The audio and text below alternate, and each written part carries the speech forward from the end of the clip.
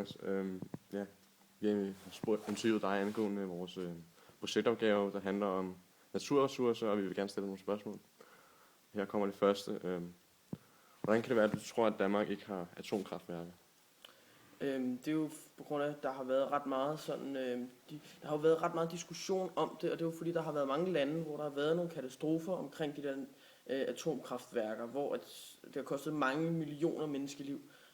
Og det er derfor, så har vi valgt at tage afstand fra det, også fordi det vil ikke kun skade Danmark, hvis det gik galt, det vil også skade vores nabolande, og det vil gøre os ret upopulært her i Norden, vil jeg også mene. Kan du nævne nogle af de lande? Hvor det er gået galt? Japan, der er det gået galt ret mange gange. Ja. Rusland mener jeg også, det er gået galt. Ja. Eller kan ikke nævne noget. Og hvad er sådan din holdning til ikke vedvarende energi som kul og olie, altså det vi forbruger nu? Ja, altså jeg synes, det er lidt vanvittigt, at vi bruger alle vores fossile brændstoffer, når vi nu har fundet nogle andre måder, som vi kan skabe energi på.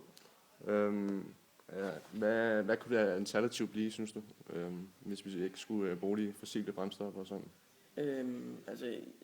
Altså man kan jo bruge vindmøllekraft eller solceller eller vandkraft, men ellers så ser jeg en mulighed lige nu som i atomkraft. Så du går ind for atomkraft? Ja, jeg mener vi burde have et atomkraftværk i Danmark.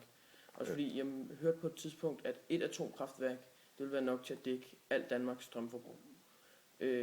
Så jeg forstår ikke, hvorfor vi ikke bare har det, fordi det er billigt og miljøvenligt. Så du er ikke bekymret for, at der kan ske en ulykke eller noget, fordi der kommer jo noget affald, som vi skal... Ja, det ved jeg godt, men man har jo fundet nogle muligheder for, at man kan grave det ned og sådan noget. Og lige nu, der graver vi også en masse andre ting ned, som porcelæn og noget specielt form for plastik. Det ved vi ikke, hvordan vi skal destruere. Så det graver vi bare ned i Norden, så jeg forstår ikke, hvorfor vi ikke bare kan gøre det med det her. Der får vi energi ud af det. Og jeg tror ikke, det vil gå galt her i Danmark. Jeg tror kun, det går galt i de lande, som ikke offrer nok penge på det, som er lidt fattige. Her i Danmark, der har vi temmelig mange penge, så jeg tror, vi vil kunne holde det temmelig meget op at køre. Og alle de gange, det er gået galt i andre lande, der har det været en teknisk fejl, som kunne være undgået, hvis man havde puttet flere penge i projektet. Ja, så vil jeg gerne sige tak for, at du var med i interviewet. Det var så lidt.